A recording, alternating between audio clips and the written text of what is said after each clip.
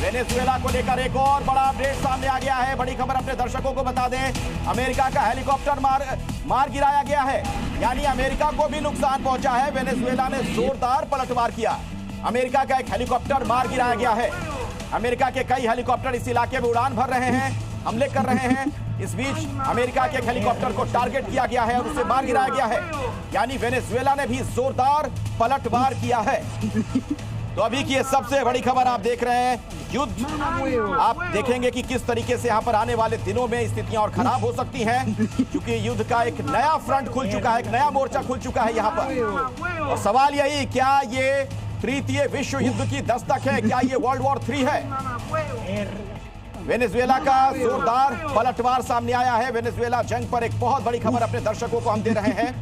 America का एक helicopter मार गिराया गया है, सूत्रों के हवाले से ये बहुत बड़ी खबर सामने आ रही है। तो वेनेजुएला ने भी जोरदार पलटवार किया है, वेनेजुएला की तरफ से भी अटैक किया गया है, जिसमें अमेरिका को भी नुकसान पहुंचा है। अमेरिका का एक हेलीकॉप्टर जो वहां आसमान में मंडरा रहा था, उसे मार गिराया गया है।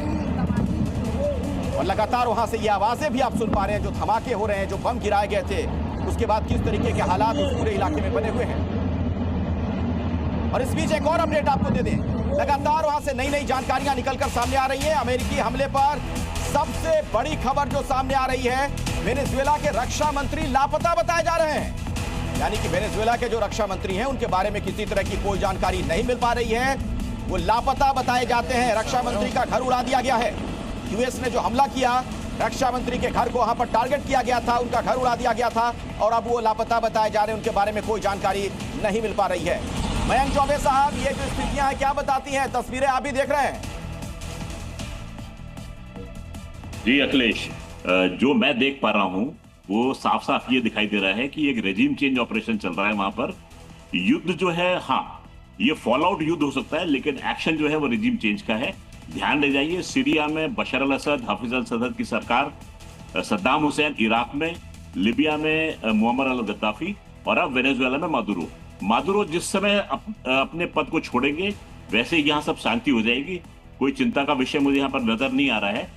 नहीं, एक बात जो कही जा रही है मयंक जी, एक बात ये कही जा रही है, चूंकि वेनेजुएला के पीछे रूस भी है, उसके पीछे चीन भी है, ईरान के ड्रोन उस इलाके में अलर्ट मोड पर है, ये खबर आ रही है, तो कहीं ऐसा तो नहीं कि ये किसी विश्व युद्ध की आहट हो? देखिए, अगर रेजिम चेंज ऑपरेशन है, इस समय अमेरिका पूरा प्रयास करेगा मदुरो साहब अपनी तख्ता छोड़ दे। इसीलिए आपने नोट किया होगा कि उनके विदेश मंत्री जो है लापता है। डेल्टा फोर्स को उतारने का मतलब है